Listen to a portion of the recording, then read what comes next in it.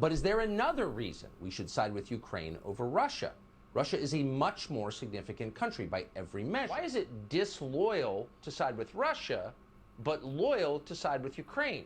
They're both foreign countries that don't care anything about the United States. China, which is the actual threat. Why would we take Ukraine's side? Why wouldn't we on Russia's side? I'm totally confused. So much. Has Putin ever called me a racist? Has he threatened to get me fired for disagreeing with him? Has he shipped every middle-class job in my town to Russia? I should say, for the record, I'm totally opposed to these sanctions, and I don't think that we should be at war with Russia. And I think we should probably take the side of Russia if we have to choose between Russia and Ukraine. That is my view. But Ukraine and Russia. And I'm serious. Like, why do I'll tell you why. And why shouldn't I root for Russia, which I am? Because those of us who are watching... No one on this show is rooting for Putin or rooting for the Ukrainians, for that matter. Always rooting for peace, for real. No one in this show is rooting for Putin. Even though he puts that, kind of, I suppose, funny voice, yes, he is. He's been doing this for years now. I actually spent last week collecting clips from Tucker Carlson, repeating basically line for line of Russian propaganda or expressing his support for Russia in this conflict. It is so much, and it's even going on. So even when I'm done collecting clips one day, the following day or the same day, there he is again repeating line after line of Russian propaganda. So the argument that he's not supporting Vladimir Putin, I just use this clip because it's in about a minute you see that because this is a clip from a period of over years. So 4 years, and 4 years after the invasion of Russia invading Ukraine in 2014, even after Russia invaded Ukraine, he's still saying that he sides with Vladimir Putin. Keep in mind, when he says, I'm rooting for Russia, he's saying I'm rooting for Putin, who is the sole person deciding anything that's being done in that country. That's what dictators do. So when he says, I'm siding with Russia, I'm rooting with Russia, I'm rooting with Putin, it's basically all the same thing. So he's supporting Russia in this invasion of Ukraine, and he's very outspoken about it. He's not even shilling. Shilling is when you try to pretend you're not taking sides, but you really are. He's just on Russia's side and spreading Russia propaganda. Literally spreading Russia propaganda coming straight out of the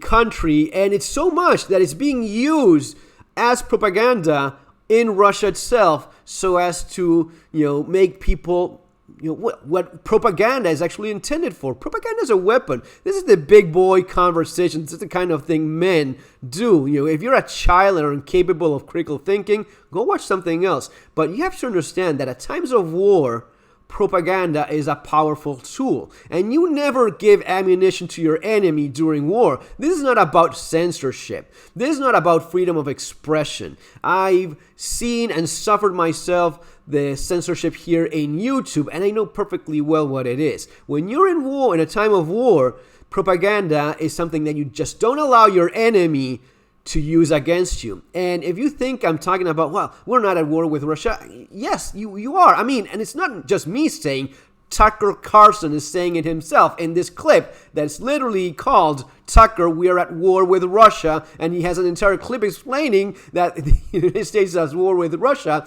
and he's still holding the position of siding with Russia. This is very difficult to keep defending, and I know that some people really like Tucker Carlson. I like a lot of what he says. So, if you've been following my channel over the years, I've shown a number of clips. There's always maybe something you don't agree with. That's perfectly fine. That's usually how men have positions on a number of things. You agree on some things. You agree with someone else on others. You agree on lots of things with someone, but unless you're like a puppet, if you have any kind of critical, independent thinking, of course you'll have different positions. Now, in the case of Tucker Carlson, it is very strange that for so many years, that little clip you just saw in the beginning, that is years of Tucker Carlson expressing his support for Russia even after they invaded Ukraine, which is very difficult to defend. Now, at this point, you need to understand a few things. First of all, when there's a war, you don't allow your enemy to do propaganda against you.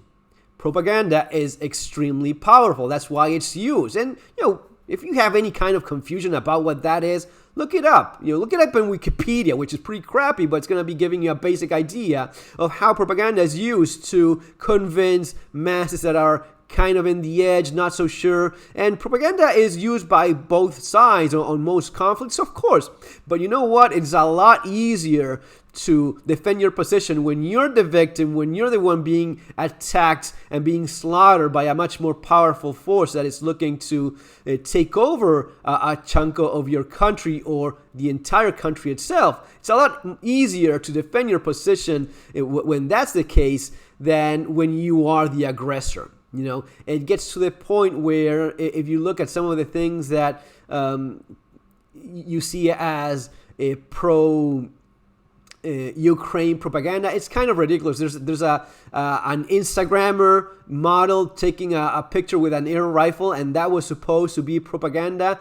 Man, that is barely an Instagram post at all. Propaganda is what you see Tucker Carlson doing here, and he may have his motives. I don't know what those are. I mean, I have a very strong suspicion about what those motives are because I've seen this before, but I cannot say for a fact, he's being paid by Russia. That would be something that you actually need, some proof of. There's a payment, a bank account, something. It's actually quite difficult to come across that sort of stuff. But this is at the very least extremely suspicious. Let's put it that way. But during times of war, there is such a thing as propaganda for your enemy. And if you are looking at some of the accusations made, they're calling him a traitor. And what a traitor is, well, the legal definition, but here we have, looking at the U.S. Constitution, it says, Article Section 3, we have that treason against the United States shall consist only in levying war against them or in adhering to their enemies, giving them aid and support and comfort. Okay, so adhering to their enemies, giving them aid and comfort. No person shall be convicted of treason unless on the testimony of two witnesses to the same overt act of confession in open court. Yeah, I mean, is this treasonous? Is what Tucker Carlson is doing treasonous? I would say you would have a very solid foundation for such an accusation because he's very outspoken about it. If he was a little bit more cautious, like when he says no one here is rooting for Putin, and then he goes out and roots for Putin right after saying that, and he's been doing that constantly and he keeps on doing it, then that's, I guess, especially with the amount of leverage that he has, it would be, one of the stronger arguments would be, I'm expressing that I'm siding with Russia. I think they're right because I think that everyone in Ukraine, they're all a bunch of left-wing, the typical propaganda that comes out of Russia.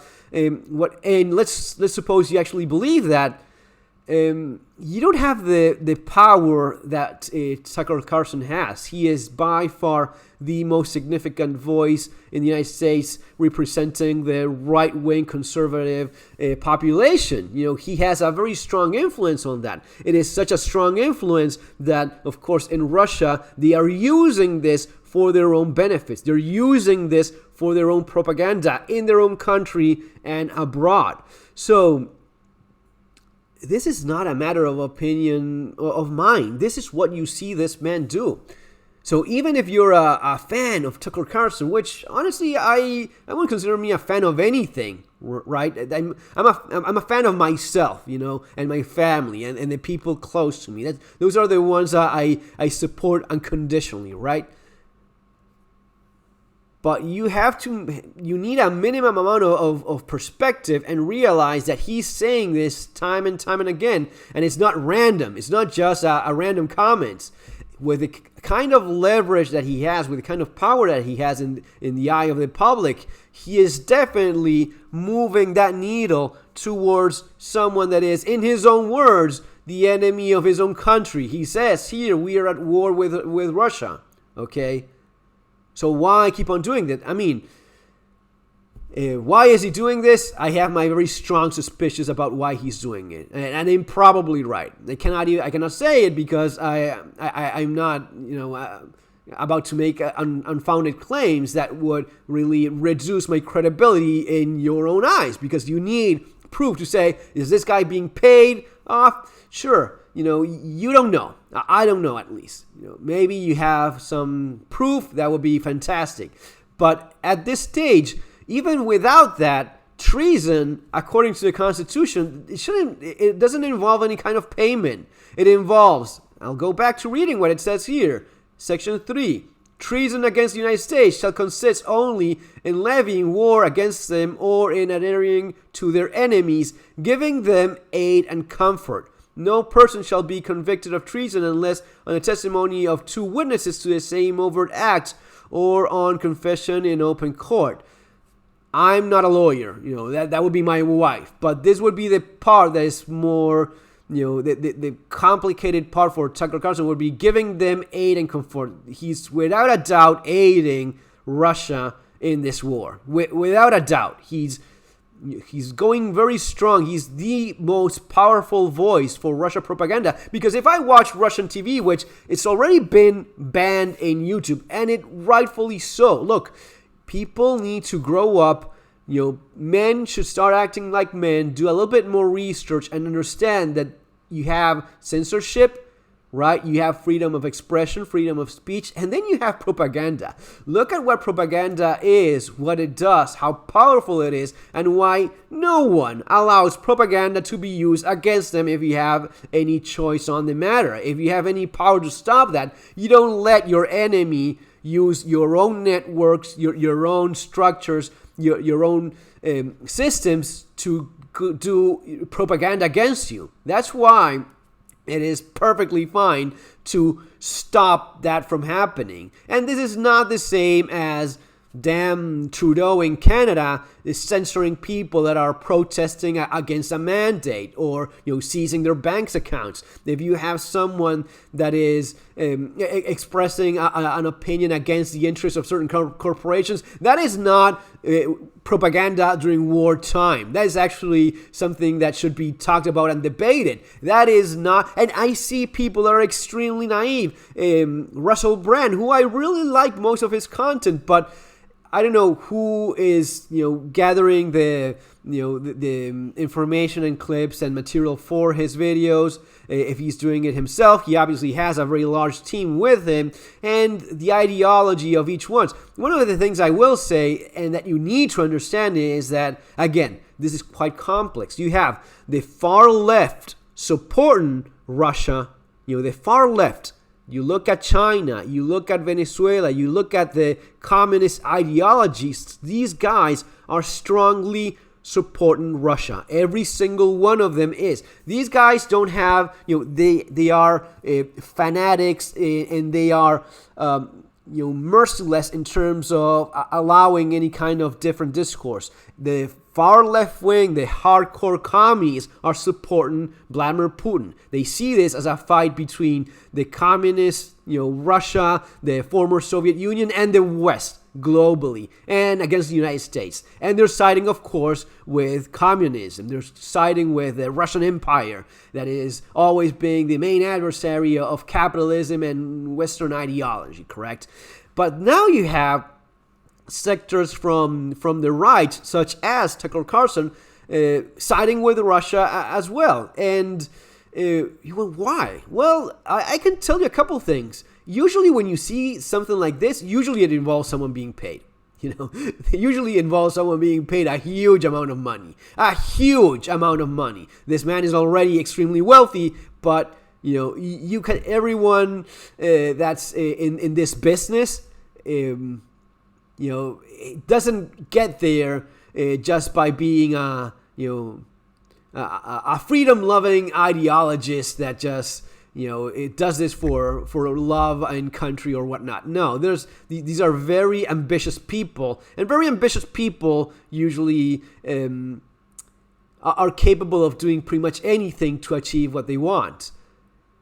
I think we're seeing that here. There's also the political aspect, because one of the things that a lot of people don't realize, Tucker Carlson is not saying anything different that would lead the audience and lead the actual discourse to something that would have a different result from what Joe Biden and the people behind Joe Biden actually go for.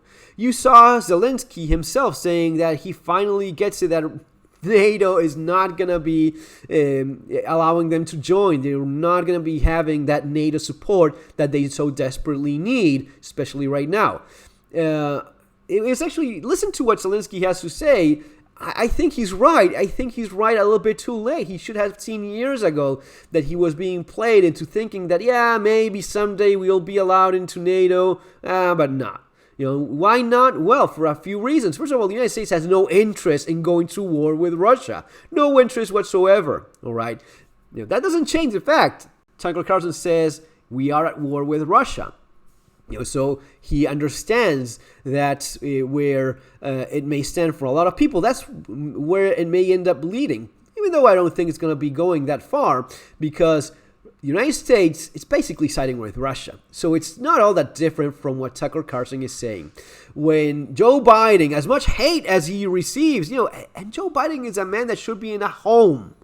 Joe Biden is a shell of a man that is not making any decisions here, but the people making those decisions, and if you're looking at the United States government making these decisions as a nation, the decision being made is quite clear. We're not going to be going into war with Russia over Ukraine. Therefore, we side with Russia. Therefore, we're letting the little nation get destroyed, and we save face through a couple different channels. First of all, we do the sanctions, the ones that Tucker Carlson opposes because he is a propagandist for Russia. Those sanctions are completely useless. Some of those clips were years old. So these sanctions were already in place. They do nothing. If you don't believe me, believe Russia when they say those sanctions mean shit for us. Literally, that's what they said.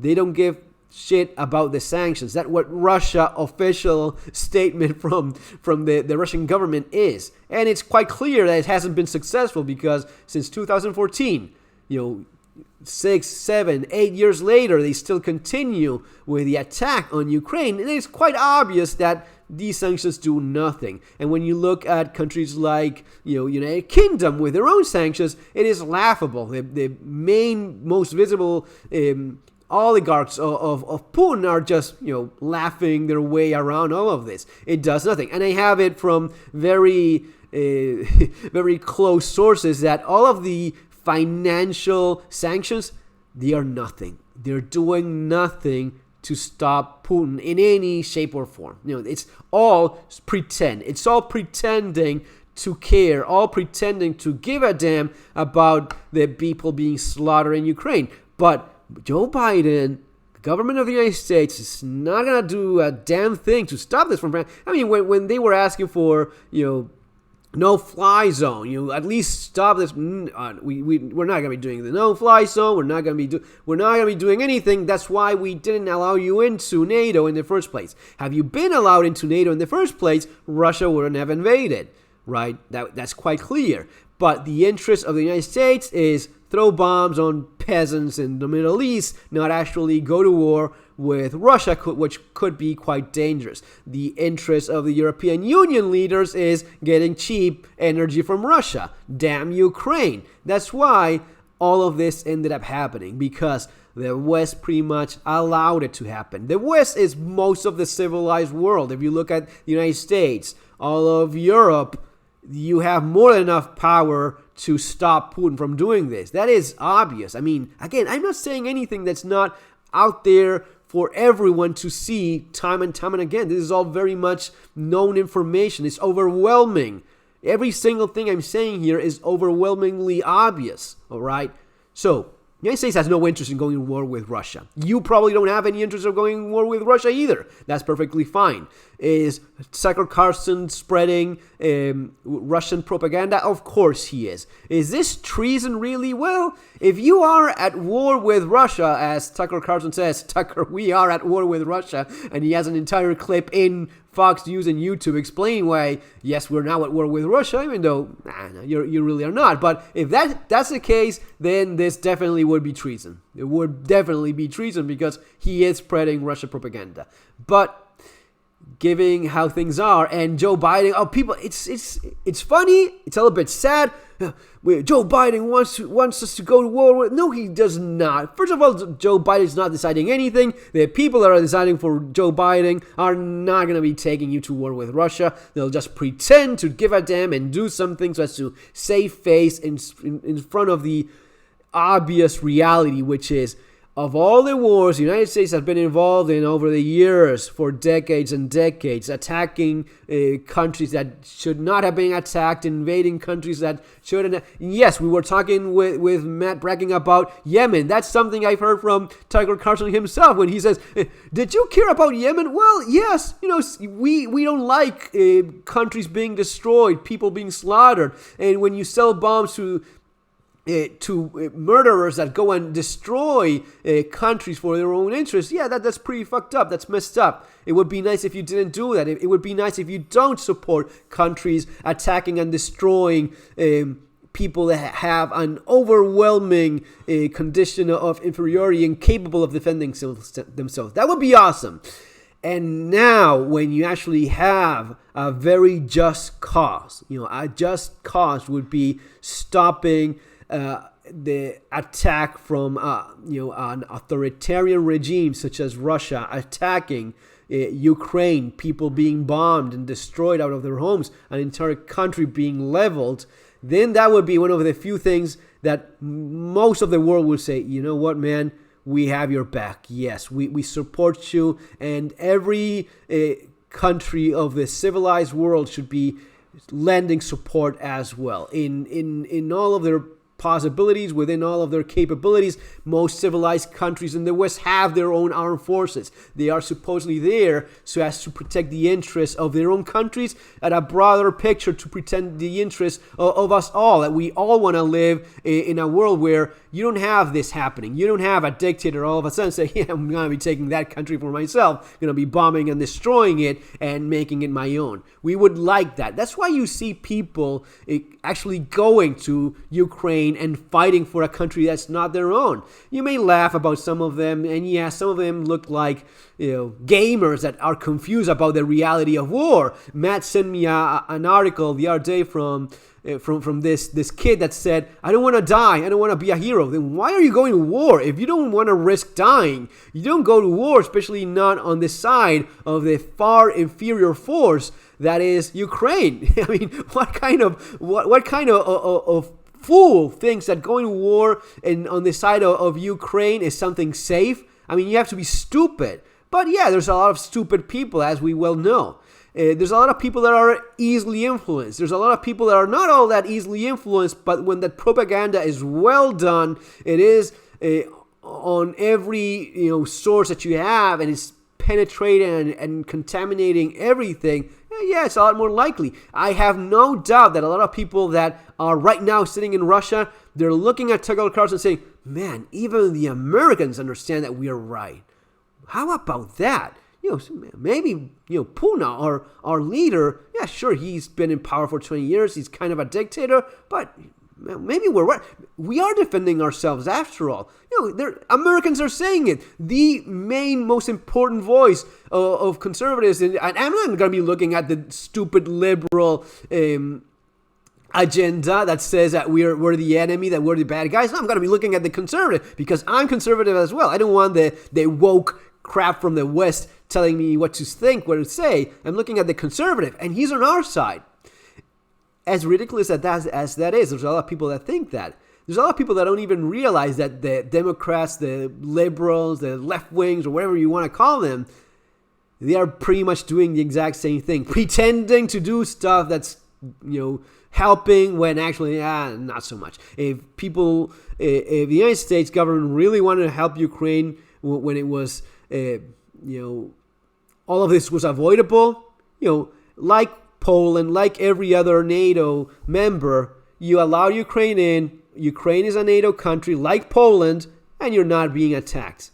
Is Poland being attacked? Because the fear about NATO, is Poland being attacked? Why not? Isn't that a neighboring country, a neighboring enemy? That's your enemy, right? NATO is Russia's enemy. So you're not attacking your enemy. You're attacking the guy that was rejected by NATO. Because in reality, he's invading the country that was rejected by NATO. If you reject a country, you remove it from that umbrella of protection, it's there for taking. And as Vladimir Putin said himself, because there's a number of things. Vladimir Putin says he's invading Russia. He's invading Ukraine because it is Russia in his own mind. I think that is the strongest, the main reason why he's invading Ukraine is because he probably thinks that that should not have been allowed. Now, it's not that he probably thinks. He said it himself in a very long manifesto. You can look it up. But he made an extremely powerful statement or manifesto regarding how that was always Russia and it should still be Russia and it shouldn't have been allowed to be anything else than Russia. That's his opinion. And then he goes that they're all a bunch of Nazis, or no, they're about to join NATO. And if they join NATO, man, I mean, you're not worried about the actual NATO countries. You're worried about the country that may one day join NATO. This is using the thing that is again straight out of the propaganda from Russia. What if Canada or Mexico allies with China and they have missiles pointed at me? Okay, let's use that example. Let's suppose that Mexico it's allied with China and you have missiles pointed at the United States. All of them. 1 million missiles from Mexico pointed directly to the United States. So we invade Canada just in case they join one day? You see how ridiculous this is? But that's what happens when you have propaganda from the aggressor, the overwhelming, obvious aggressor. Think of it again. Let me repeat that. Let's suppose the argument that we would not have allowed Cuba, the missile crisis. Okay, you go there because you have missiles pointed at you. Okay, did you invade Argentina? Did you invade Mexico? Did you invade Canada or Chile or Russia? No. You go after the actual threat that is very clearly against you. In this case, supposedly NATO is the threat, right? So you do what? You invade a country that was rejected by NATO, obviously over years of begging to join. No. Years and years of that. But guys, this is all very complex on some levels. If you look at the economic aspect of how this is being taken advantage of and how this is going to be used as a perfect excuse, like, oh, inflation because of Putin. Of all the things that Putin is responsible for, the sacking of the entire population and destruction of the middle class all over the world, that would not be his main disaster, his main responsibility. That's all perfectly fitting for a nice excuse for people to go like, oh, these damn Russians invading Ukraine now. Look at how gas is going up in price. Or on the other side, these Nazi Ukrainians, making Russia attack them. Now I have to pay. But at the end of the day, it's really not related. At the end, yeah, sure, to some extent, because especially in Europe, if you look at the food production that comes out of and the prices of fuel and all of these bullshit sanctions are not doing anything, but they're helping the elite, of course. And the price of gas, you're gonna be paying over the top for that. You're not just gonna be level with inflation. You're gonna be fleeced out of your damn last penny with this as a perfect excuse. But, this is what happens. I don't want to make the video super long, but long enough so as to get rid of all the single-digit IQ YouTube people watching and, complaining about. I want to talk about this guy. This is Victor Hugo Morales. You have no damn idea who this man is. Nice picture here of Victor Hugo Morales. Of course, you don't know who this man is. Why should you, right? But like in many other things, when I talk about economic stuff, I've been there before. You have my book, by the way, the Modern Survival Manual, Surviving the Economic Collapse, especially given everything going on. You definitely want to check that out. But one of the things that I saw over the years, out of the many things, I saw this man, Victor Hugo. Victor Hugo Morales is a journalist, radio host, TV. It's pretty much a very. It used to be a very well-regarded journalist or reporter or and media personality in Argentina. I would say even in Latin America in general. Pretty much everyone in Latin America knows who Víctor Hugo Morales is. Look at that picture of him. Those steel blue eyes. It's not just. It's everything about him. The name Victor Hugo, like the poet Morales. Morales is literally moral. Like moral values in Spanish. That would be moral. So Morales, his last name basically says like moral, right? It's as if moral values would be your last name. So Victor Hugo Morales. His voice, unlike Tucker Carlson with that squeaky, high-pitched voice of his. No, Víctor Hugo Morales has a deep, manly voice. And he's very, very well-spoken. He talks with a lot of conviction, and he has a wide variety of choices and tools in his language. He's very well-spoken, very articulate man. He narrated the goal, for you guys in the United States, you don't give a damn about any of this, but he narrated the goal of Diego Maradona against the English team World War Cup 1986. And man, I even remember that. So this man was held in extremely high regard. He was unquestionable.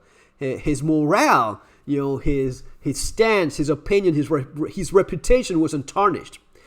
Then we had the 2001 crisis. Then we had the Kirchner government, Nestor Kirchner, his wife Cristina Kirchner, still ruling the country through her own secretary, who is now president of the country.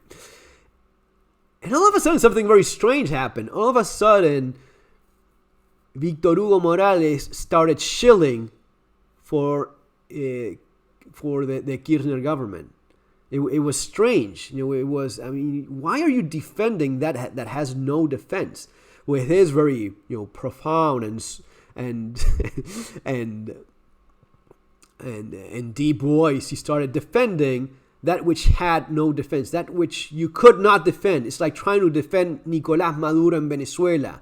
You're a stooge, right? You're a shill if you defend that which has no way of defending. Even damn Maduro knows he's a dictator, just in the same way that Vladimir Putin knows he's a dictator as well. Think he doesn't know that? Of course he does. But when you defend that which has no defense whatsoever, you become that. You become like Víctor Hugo Morales. Why is he doing it? Because as it ends up happening, everyone has a price, according to this movie. By the way, go watch it. This is a pretty good Argentine movie, Nine Queens. It's called Nueve Reinas. It's a very typical, it's a couple of con artists, these two. It's Ricardo Darín and Gaston Pauls, right? The two actors. There's a beautiful scene where they're both in the bathroom arguing, like, what would you do for money? These are two con artists. They just do anything for money. And he's arguing, would you sleep with a man for money? And Gaston Pauls says, man, no. What about if I give you $10,000? Of course not. What if I give you... And he's in the bathroom and he picks up a few paper towels and he starts stacking them as if they're bills. Go watch the movie. It's actually quite good. He starts stacking bills. What if I give you $50,000? Would you sleep with a man? $100,000? You wouldn't sleep with a man? And Gaston Pauls says, no, man. What about $1 million? What about 10 millions?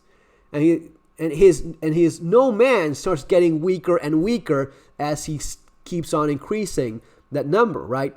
And he finally says, Ricardo Darín says, you see, there's no shortage of F-word, female, homosexual prostitutes. Actually uses a less politically correct term that starts with F. There's no shortage of figs. There's just a lack of investors. And to some point, that's true. There's not a lack of traders. There's just a matter of how much of an investor you have. Do you have enough investors? Is there enough money on the table, man? If there's enough money on the table, most of these people will eventually go for it. Just stack enough bills and they will go for it. Anyway, guys, that's going to be all for now. Take care. See you on the next video.